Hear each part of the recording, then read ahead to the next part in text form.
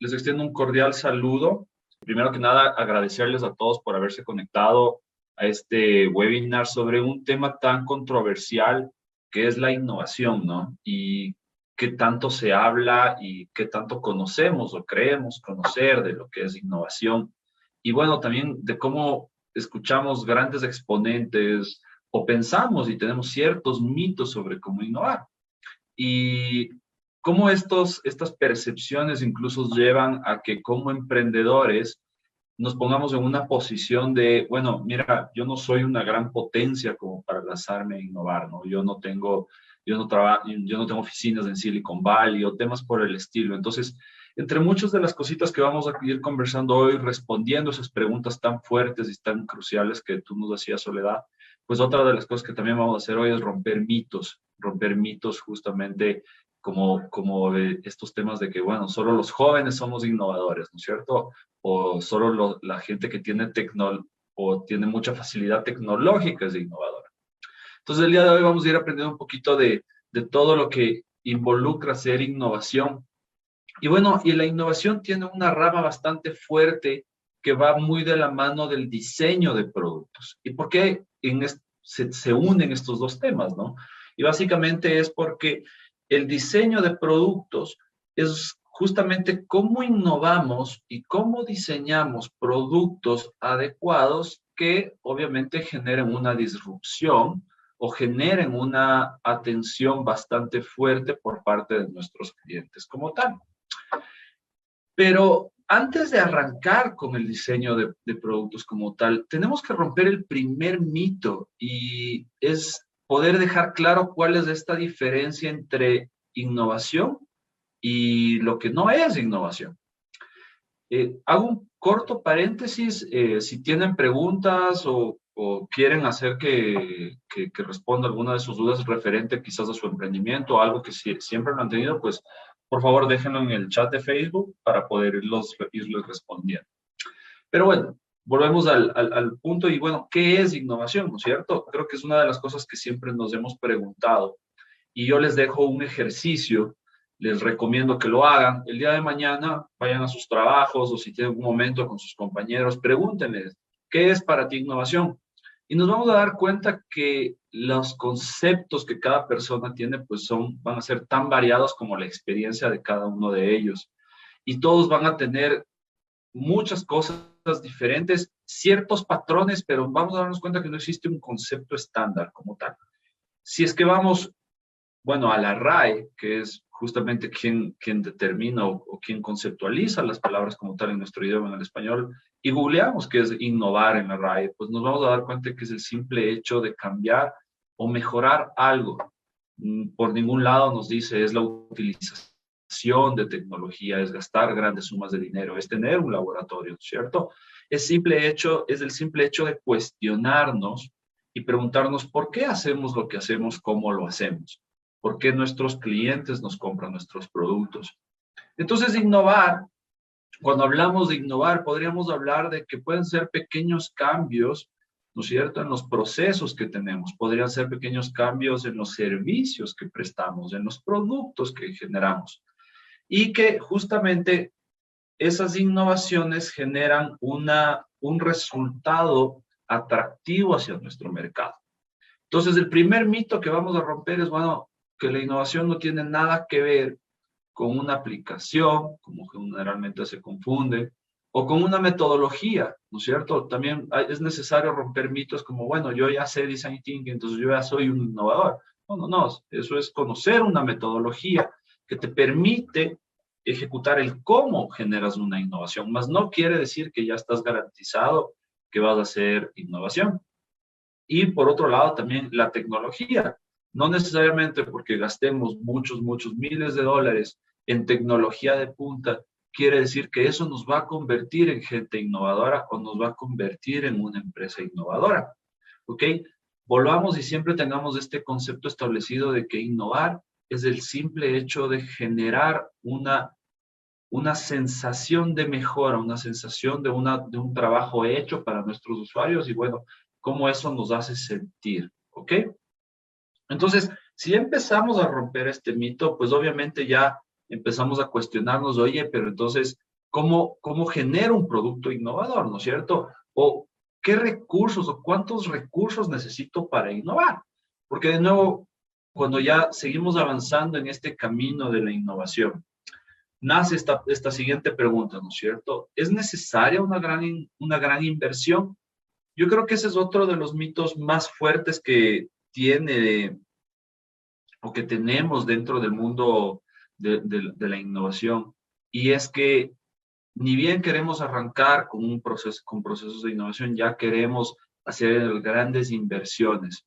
Y es curioso que la mayor parte de laboratorios de innovación en grandes compañías pues cierran porque justamente no conocen o no entienden cómo hacer innovación. Entonces nos vamos a dar cuenta que inicialmente no es necesaria una gran innovación.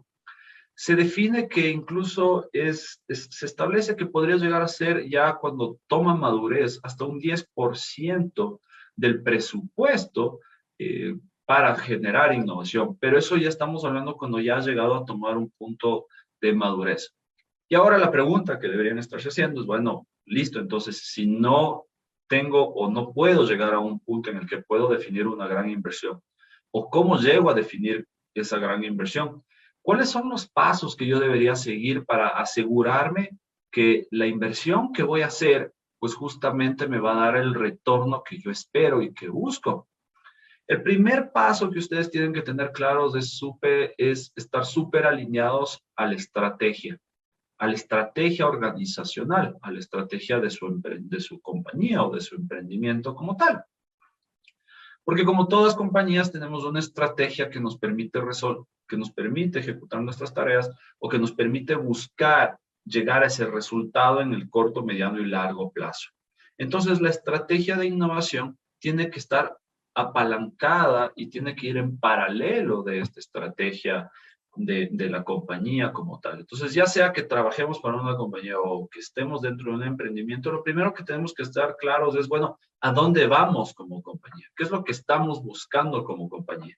Porque eso va a definir la ruta de cuáles son los resultados que quiero obtener y por consecuencia, cómo quiero generar innovación, qué tipo de innovación quiero realizar para poder apalancar dicha estrategia.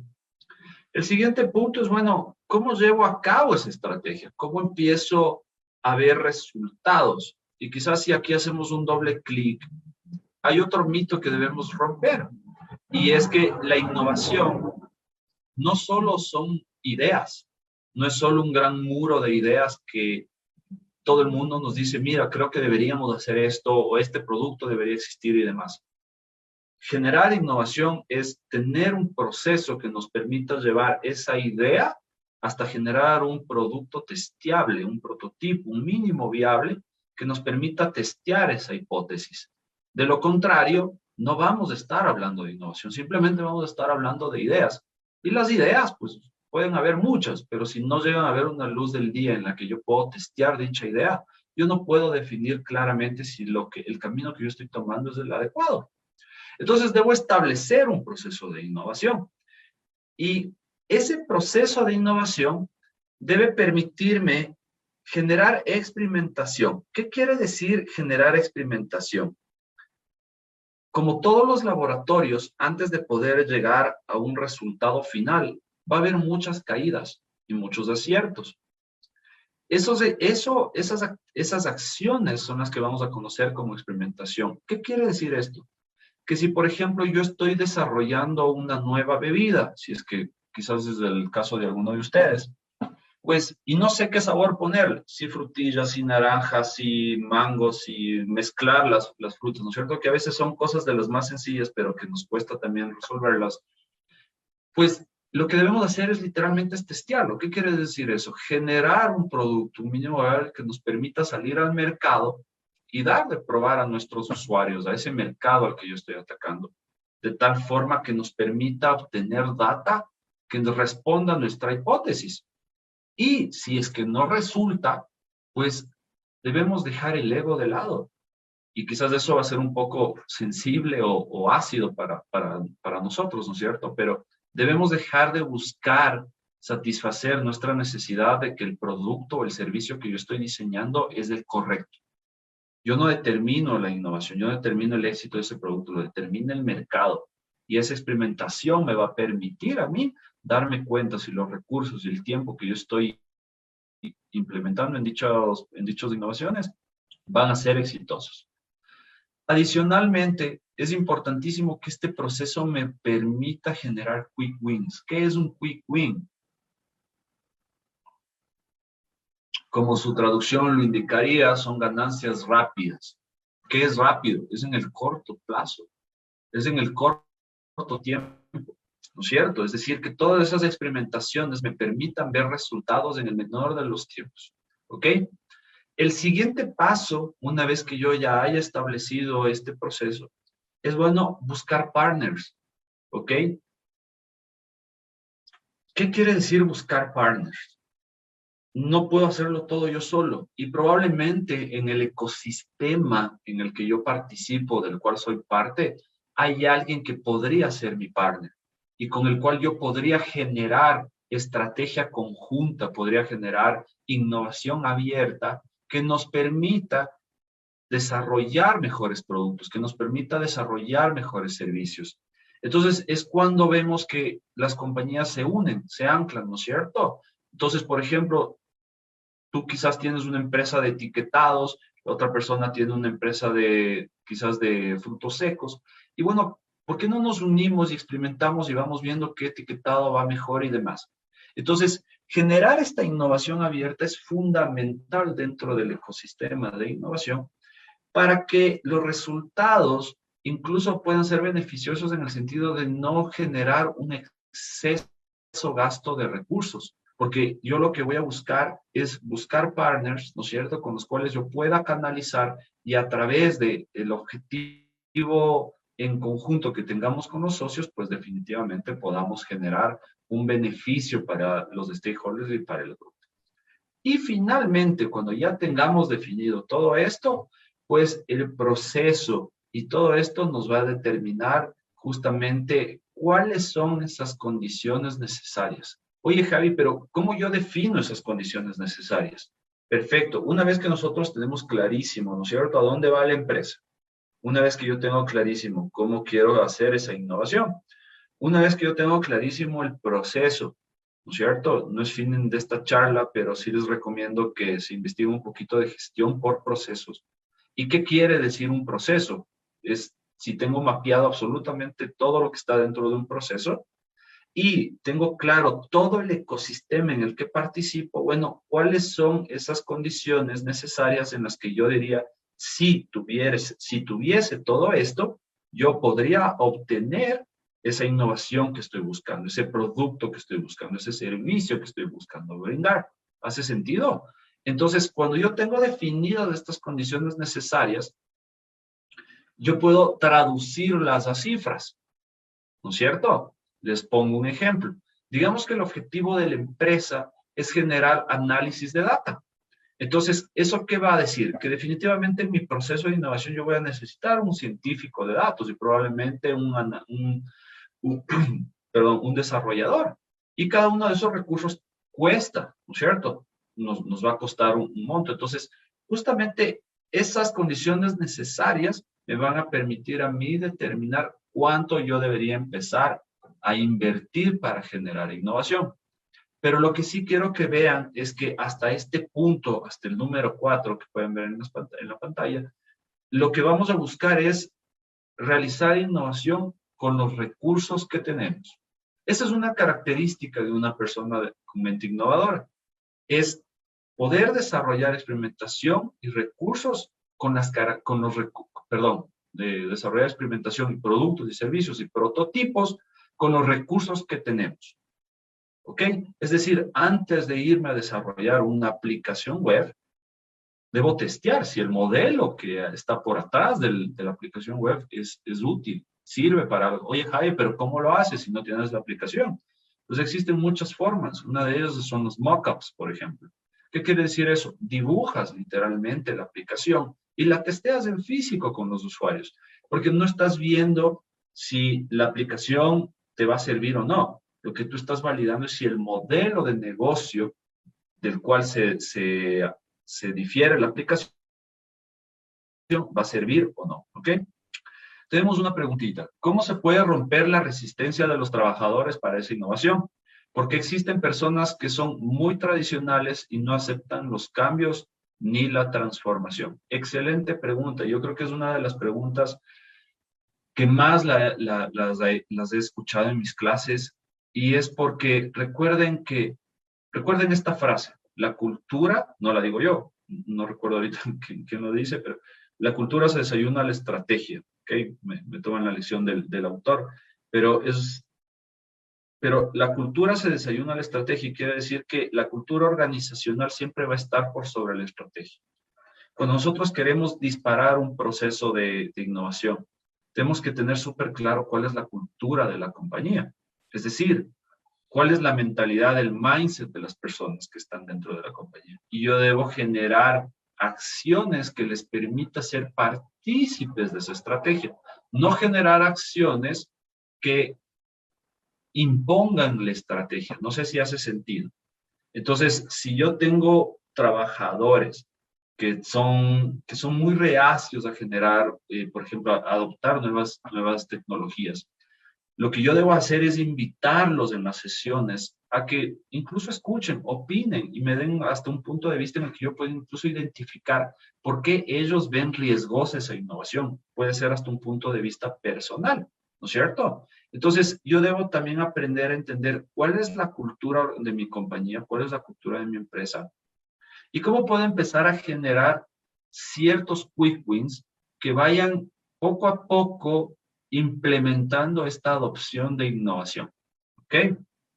Es, voy a citar a la película, es como generar un Inception, ¿no es cierto? Ustedes tienen que empezar a generar pequeños proyectos, pequeñas soluciones que cada vez más van ganando adeptos. Entonces, en vez de simplemente mandar un comunicado a todos los colaboradores, decir, a partir de hoy somos una compañía innovadora, ¿por qué no empezamos a generar charlas, ¿no es cierto? Invitamos a los colaboradores, invitamos a nuestro equipo, les decimos, oye, ¿qué es para ti innovación? ¿Cómo ves innovación? ¿Conoces de herramientas de innovación? ¿Conoces de metodologías de innovación? Y poco a poco vas rompiendo esos esquemas. Ojo, esto no va a suceder de la noche a la mañana. Esto es un tema paulatino y que va avanzando poco a poco. Uno de los laboratorios de innovación más maduros de Latinoamérica, para poder estar donde está el día de hoy, le ha tomado 10 años. ¿Ok? Pero no nos asustemos. Esa es la realidad. Y eso está bien. En realidad hay muchos mitos en los que pensamos que simplemente contratar a una compañía que nos vende innovación y no nos cuenta ese lado oscuro que hay, pues nos va a resolver. No, acuérdense que solo ustedes conocen su negocio. Y ahora es cómo yo implemento procesos de innovación en mi negocio. ¿Ok? Entonces, no sé si con eso queda cubierta esa pregunta. Entonces, si queremos volver a responder esta pregunta, si necesitamos una gran inversión para empezar a generar innovación, pues podríamos decirlo que inicialmente no. No, porque lo que vamos a buscar es cómo establecer y cómo implementar diferentes herramientas de innovación y metodologías de innovación hacia el giro de negocio propio. Vamos a empezar a generar experimentación, vamos a empezar a generar adeptos y esta evangelización para que cuando ya vayamos encontrando madurez, tengamos claro el norte, generemos mayor adopción de recursos y pues una mayor inversión hacia este objetivo. ¿Ok? Buenísimo. Pero listo, digamos que ya tenemos todo, digamos que ya hemos pasado toda esta etapa. Somos una excelente compañía que pasa absolutamente todo este tema de la estrategia, del proceso, pero ahora la pregunta es, oye Javi, pero ¿cómo yo desarrollo un producto como el de Airbnb? ¿Cómo yo desarrollo un producto así de disruptivo? Es que yo quiero ser el Apple ecuatoriano, ¿no es cierto? Yo quiero ser el Apple colombiano, peruano. Yo quiero ser esa compañía que genere ese producto que rompe el mercado, ¿no es cierto? ¿Cómo logro disrupción con nuestras soluciones? Sencillo, pero complejo. Y es que tanto nuestro modelo de negocio, nuestros nuevos modelos de negocio, nuestros productos y servicios y nuestra transformación operacional tiene que estar centrada en el cliente, ¿ok? En el cliente / usuario.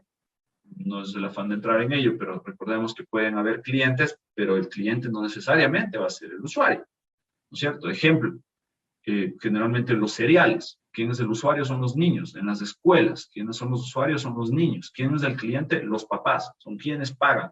Tienes dos perspectivas. Entonces, estos nuevos modelos de negocio, estos productos y servicios, y todo lo que tú hagas a la interna de tu compañía para poder generar esta innovación, tiene que estar centralizada hacia ellos, ¿ok? Pero ahí viene el tema, ¿no es cierto? Decimos, oye, no, pero nosotros, todo lo que nosotros hacemos, lo hacemos con cara al cliente, lo hacemos pensando en nuestros clientes. Ese tema es tan curioso que en el 2015 se hizo una encuesta en la que les preguntaban a los directivos de las compañías y les justamente decían, bueno, ¿ustedes creen que ustedes trabajan por sus clientes? Y bueno, el 98% de los directores y las personas de la empresa decían, pues sí, obvio, son nuestros clientes, son la razón de nuestro existir, ¿no es cierto?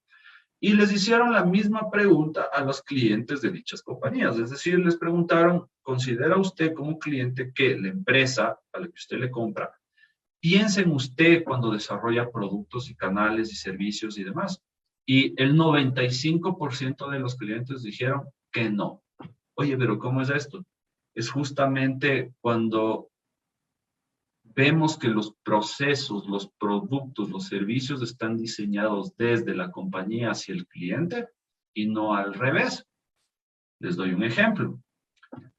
Sin ánimo de poner así quizás marcas, pero se han dado cuenta que hay ciertos servicios o productos que es muy fácil contratarlos, pero es muy complicado salirse, cancelarlos. O sea, literalmente podemos contratarlos con 2 clics y un OK por WhatsApp y ya está. Es más, hasta el cobro nos hacen inmediato. Pero cuando queremos cancelarlo, nos toca por poco hacer una carta a manuscrita en papel milimetrado de esos que usábamos cuando estábamos en el colegio y debemos firmarlo e irlo a dejar solo de 12 a 2 del día en tal agencia o en tal lugar, ¿no es cierto? Entonces nos genera una frustración súper grande, súper alta y pues nos causa una molestia en el sentido de que el día en que exista un proveedor que me dé algo diferente, pues yo me voy a cambiar, ¿no es cierto? Entonces, ese tipo de ejemplos nos permite darnos cuenta cómo los productos y los servicios están pensados no desde el cliente, sino desde el beneficio propio de la organización. ¿Y cuál es el impacto de, de buscar hacerlo, ¿no es cierto? Entonces, ¿cómo puedo yo generar valor? ¿Cómo puedo yo identificar valor? ¿Cómo puedo yo establecer productos que a través de un proceso, pues obviamente me permitan generar esa disrupción? Pues, ¿se acuerdan? Teníamos que definir un proceso. Ese proceso va a tener diferentes fases, como todo proceso, ¿no es cierto?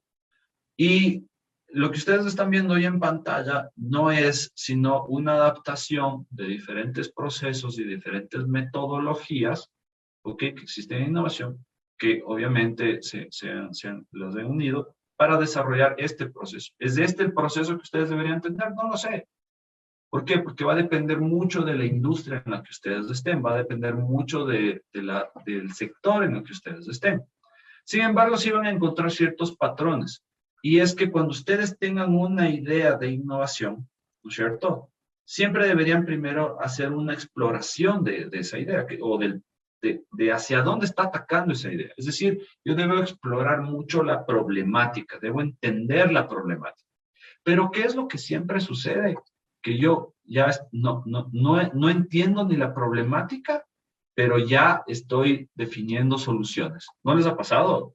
Que se sientan, tienen una reunión y dicen, bueno, esto es cómo nos está yendo, y de repente todo el mundo empieza a lanzar soluciones y se generan productos y se generan servicios, pero después no hay un incremento en ventas, no hay un incremento en engagement, no hay un incremento en conversión. Y nos preguntamos, pero oye, ¿qué estamos haciendo mal? Y nos pegamos con el equipo de ventas, ¿no es cierto? Y decimos, oye, el producto es buenísimo, ¿por qué no lo puedes vender? Pero no necesariamente es porque el producto sea malo, es porque quizás no está atacando a la problemática adecuada. Entonces, básicamente, si podríamos definir una idea desde cero, podríamos decir que existe una fase de incubación y una fase de aceleración. ¿Qué quiere decir esto? La fase de incubación es plenamente esa fase en la que tú tienes la idea, ¿no es cierto? Crees saber el problema y dices, bueno, necesito estar seguro de ese problema. Entonces, yo exploro la problemática, defino claramente el problema y recién ahí genero una idea. Y lo que les decía en un inicio, esas ideas yo debo prototiparlas y testearlas. Si yo no las prototipo y no las testeo, voy a estar haciendo una inversión de recursos innecesaria. ¿Ok? Y si ya puedo ver que el resultado es el que yo esperaba, pues podría lanzarme a una fase de crecimiento, ¿no es cierto? De escalamiento, de aceleración, de inyectar un poco más de recursos porque lo que yo debo buscar es generar y llegar a ese producto mínimo viable. Entonces, como vemos, la innovación no es algo espontáneo, ¿no es cierto? No es algo que nace o que nos viene a nosotros un día que estamos tomando una cerveza y viene a nosotros espontáneamente, sino es el resultado de un proceso y de actividades y de una secuencia de acciones que nos permite, pues obviamente, encontrar ese valor agregado. ¿Cómo encuentro ese valor? ¿Cómo identifico ese valor agregado? Debo lograr o debo intentar buscar este concepto llamado job to be done. No sé si algunos de ustedes lo han visto o han investigado referente a esto o lo han revisado en alguna otra oportunidad, pero básicamente lo que te quiere decir esta conceptualización, esta metodología del job to be done, es que un producto innovador nace desde el mercado. Llévense esto. Un producto innovador nace desde el mercado, no nace del equipo de innovación de la compañía, no nace del CEO de la compañía, no nace del sueldo más grande de la compañía, no nace del equipo de tecnología, ¿ok? Nace desde el mercado. Pero ¿cómo puedo identificar cuáles de esos dolores? ¿Cómo puedo identificar qué es eso que genera valor para el mercado? Pues debo preguntarme, ¿qué dolores tiene mi cliente? ¿Qué dolores tiene mi usuario? ¿Cuáles son y cómo viven estos momentos? ¿No es cierto? Lo que hablábamos del ejemplo, ¿no es cierto? ¿Qué tan difícil es cancelar un producto? ¿Qué tan difícil es cancelar un servicio? ¿Cuáles son los dolores que está atravesando esa persona? ¿Ok? Entonces, cuando yo empiezo a entender esos conceptos que, como vemos, no son tan fáciles de, como quien dice, de interpretarlos, si no nos va a llevar mucha más actividad de exploración, pues la siguiente pregunta que debo es, listo, si mi cliente o usuario tiene estos dolores, ¿qué esfuerzo les está generando? ¿Ok? ¿Qué esfuerzo o cuáles son esas acciones, esas tareas que mis usuarios, mis clientes deben ejecutar para poder resolver esos dolores? Y finalmente, debo preguntarme, ¿entiendo el por qué mis clientes compran mis productos? ¿Y estoy teniendo claramente cuál es la causa? ¿O realmente no lo entiendo? Yo debería pasar de un concepto del qué piensan los clientes al cómo piensan los clientes. Y les doy un ejemplo, creo que es clarísimo, ¿no es cierto? Que lo hemos visto en algunos países, especialmente con las aplicaciones de transporte, llámese un Cabify, un Uber, etcétera, ¿no es cierto? Vimos que a su entrada, especialmente hubo un desgusto de las compañías de taxismo que hay en las diferentes ciudades. Y lo curioso fue que las compañías también desarrollaron su aplicación, ¿no es cierto? También desarrollaron su aplicación, también desarrollaron algo muy similar a lo que tiene Uber. Es decir, conectar a un señor dueño de un taxi, una persona que quiere desplazarse de algún lado. Sin embargo, no tuvieron el resultado esperado. ¿Por qué creen que es eso? ¿Es de verdad la necesidad, es el dolor de esos usuarios? ¿Es de verdad el simple hecho de desplazarse a un lado u otro, o es desplazarse de un punto A un punto B bajo un marco de seguridad, ¿no es cierto? De manera rápida, con un buen servicio, bien agradable, a un precio justo, que no cambie dependiendo el ánimo del conductor, etcétera, etcétera, ¿no es cierto? Entonces, ahí nos vamos a dar cuenta que aquellos dolores que imaginamos o creemos, pues no necesariamente son los que pensamos, porque seguimos desarrollando productos y servicios desde el punto de qué piensan los clientes. Y no estamos desarrollándolos desde el lado en el que cómo piensan los clientes. ¿Vale? Para poder ir entendiendo un poquito más este concepto del job to be done, que de nuevo, en una hora va a ser muy, muy complicado que lo podamos plasmar, pero sí les recomiendo que lo profundicen mucho.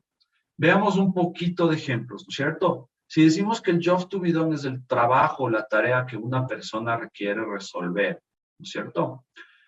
¿Por qué Airbnb, digamos, le dio al clavo, ¿no es cierto? No es necesariamente porque te permite a ti encontrar un hospedaje, ¿no es cierto? Ellos se dieron cuenta que hay personas que quisieran viajar y hospedarse en lugares 5 estrellas, pero sin tener que pagar un hotel 5 estrellas, ¿no es cierto? Y podemos ver que en Airbnb hay propiedades muy, muy lujosas por valores que quizás hasta son más económicos que un hotel, o propiedades que en tu vida hubieses visto, ¿no es cierto? Entonces ellos se dieron cuenta de dos necesidades.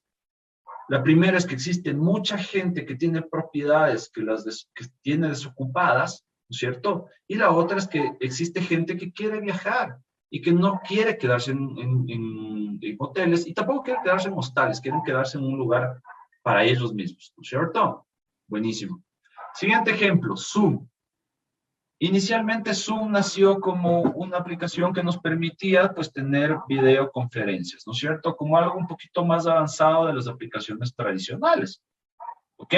Sin embargo, ¿qué es lo que hizo que Zoom esté por encima de Skype, por ejemplo? No sé si recuerdan que antes se usaba muchísimo Skype, ahora ya no, ¿no es cierto? Es porque Zoom identificó que no solo se trataba de poder comunicarnos como hoy lo estamos haciendo, sino se trataba de generar muchos más temas, de que existe gente que quiere hacer preguntas, de que cómo levantas la mano, de cómo puedes mutear a alguien, y empezó a generar estas soluciones en el sentido de que Zoom, a causa de la pandemia, se volvió la plataforma más usada a partir de las compañías, ¿ok?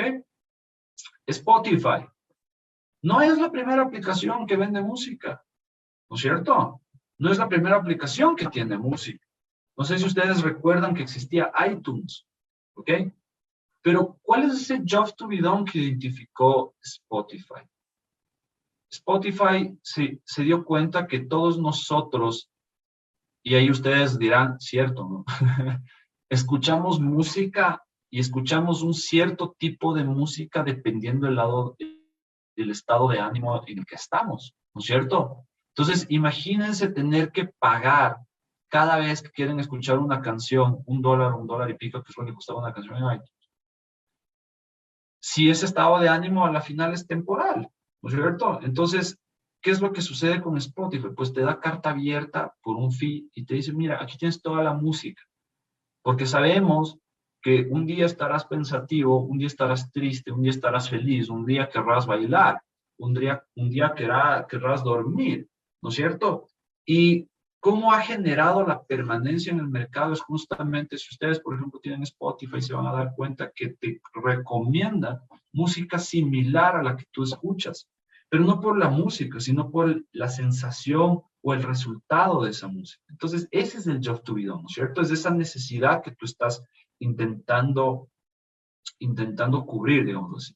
Finalmente, Uber, que ya lo hablamos, ¿no es cierto? Uber se dio cuenta que así como existe gente que tiene la necesidad de moverse, existe gente que tiene un vehículo y tiempo libre, ¿no es cierto? Pero no solo era el tema de la movilidad, se dieron cuenta de que las personas tenemos una necesidad adicional de seguridad, tenemos una necesidad adicional de servicio, ¿no es cierto? De un buen servicio. Entonces, eso le ha permitido a Uber permanecer y establecerse como una de las aplicaciones más fuertes del transporte. Entonces, son 4 ejemplos que creo que marcan muy claramente ese concepto de Job to be done. Es decir, qué es lo que el usuario quiere resolver con ese producto que está adquiriendo. ¿Ok? Y si logramos identificar estos Job to be done, pues definitivamente los productos y los servicios que desarrollemos van a generar esa innovación que están buscando con tantas fuerzas, que están intentando llegar con tantas fuerzas, ¿ok? Entonces, no nos olvidemos de cómo podemos llegar a encontrar este job to be done. Y de nuevo, una de las formas de hacerlo es a través de esta fase llamada exploración, ¿ok? Cúbrenlo, pongan fase de exploración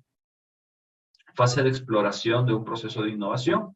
Se van a dar cuenta que se trata muchísimo de hacer un shadowing. ¿Qué quiere decir eso? De ir atrás de nuestro cliente, de ir, obviamente, siguiendo sus pasos para entender qué es lo que vive. Una de las formas más sencillas o de las herramientas más estructuradas que yo he logrado encontrar es este Value Proposition Canvas, que es un extracto del Business Model Canvas de esta gran compañía que es Strategizer. Y este Canvas que ustedes lo ven hoy, que quizás algunos de ustedes sí lo han visto, nos permite poner frente a frente, ¿no es cierto?, el perfil del cliente o del mercado al que yo le quiero llegar versus la solución que yo le quiero entregar.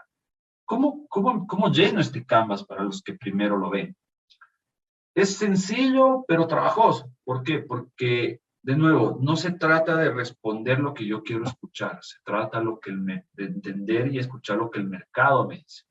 Entonces, si yo tengo identificado esos customer jobs o esos jobs to be done, que son justamente los trabajos que el cliente quiere que ese producto haga, ¿no es cierto? Entonces, yo ya puedo empezar a entender cuáles son sus dolores, cuáles son todos esos miedos, esas preocupaciones que el cliente tiene cada vez que va a ejecutar esa tarea para la cual está comprando ese producto. Entonces, primero identifico esos trabajos, luego identifico los dolores y, por último, identifico los beneficios que el cliente espera obtener, ¿no es cierto?, una vez que haya resuelto esa tarea. Entonces, cuando yo ya tengo, digámoslo así, una radiografía del cliente o del usuario, pues ahora me paso ¿a dónde? A cómo yo empiezo a resolver esos problemas del cliente. Esto les va a ser de muchísima ayuda. En vez de gastarle tiempo y recursos a toda una problemática, primero, denle en total prioridad y criticidad a esos dolores, ¿no es cierto? Es como cuando a ustedes les duele la cabeza. Si a ustedes les duele la cabeza, ¿qué es lo que hacen? Se toman una pastilla para el dolor de la cabeza. Entonces, si sus clientes tienen un dolor, ¿no es cierto? ¿Qué es lo que ustedes deberían diseñar o desarrollar? Algo que sane ese dolor, ¿no es cierto? Entonces, ¿cómo yo o cómo mi producto ayudará al cliente a solventar ese dolor? ¿No es cierto? Y siempre debe existir una pastillita, una píldora para cada uno de esos dolores, ¿ok? De ahí, listo, debo listar todos los productos o servicios que construyen o arman esa propuesta de valor que yo quiero entregar al cliente, ¿no es cierto?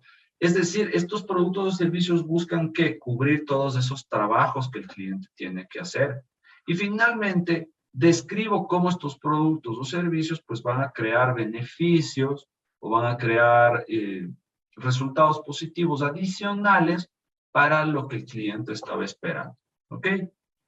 Este mapa de valor me va a permitir a mí poder identificar si el producto o el servicio que yo estoy desarrollando para mi cliente realmente está alineado, ¿ok? Está alineado a lo que esa persona busca.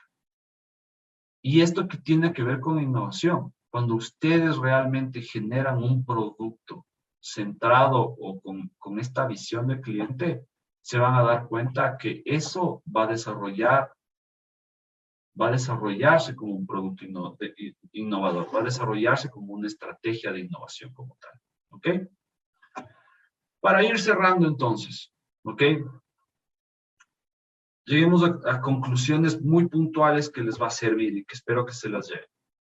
Primero, para innovar, debo generar una estrategia alineada a la organización, a mi emprendimiento, hacia dónde estoy apuntando con mi emprendimiento. Debo tener un proceso definido, ¿no es cierto? Debo invertir tiempo en el problema. La solución es después. Enamórense del problema. A mí me encanta esa frase de la metodología de Design Thinking. El valor lo determina el mercado, ¿ok? No la compañía. Las condiciones necesarias definen el presupuesto y los recursos, ¿ok? De nuevo, esas condiciones necesarias, todo lo que ustedes necesitan para poder ejecutar una adecuada estrategia de innovación, es lo que va a definir cuánto deben invertir en innovación, ¿ok? Y finalmente, recordemos que hecho es enemigo de lo perfecto. ¿Qué quiere decir eso? Que si yo quiero generar productos innovadores, oportunos, yo debo ejecutar justamente esos productos, yo debo empujar esos productos, ¿no es cierto?, a que puedan ver la luz, digamos, o el mercado lo más pronto posible, ¿no es cierto? Hay una metodología que se llama Design Sprint, que sucede en 5 días exactamente. Es decir, el lunes yo empiezo explorando, ¿no es cierto? Y a lo largo de cada uno de los días, yo voy entendiendo cada una de las fases del proceso que yo les mostré, siendo que al viernes yo ya tengo un prototipo funcional que puedo probarlo en el mercado. ¿Hace sentido? Entonces, preocupémonos por los colores luego. Preocupémonos por el tamaño de la letra luego. Prototipemos, hagamos prototipos, generemos prototipos, ¿no es cierto? Quizás uno de los mejores ejemplos que yo he visto y les recomiendo que se vean, esta es una tarea que yo siempre les mando a mis alumnos, miren la película de McDonald's. Hay una parte en la película en la que les preguntan a los hermanos McDonald's cómo hicieron para diseñar todo el sistema de cocinar tan rápido. Y ellos lo que hacían era dibujar la cocina en una cancha de básquet. ¿Se gastaron $1 en la cocina? No. ¿Qué es lo que hicieron? Dibujaron la cocina y desde una escalera veían cómo todos los colaboradores se movían, ¿no es cierto? Todos los empleados de McDonald's. ¿Qué quiere decir eso? Ellos prototiparon lo que estaban haciendo, el servicio que estaban haciendo, el proceso de poder cocinar una hamburguesa en menos de 5 minutos, para una vez que veían que era completamente sistemático y perfecto, ahí sí construían la cocina y se gastaban el dinero. ¿Hace sentido? Entonces, siempre prototipemos, testiemos y luego sí, lancémonos a una gran inversión y a una inversión de expansión.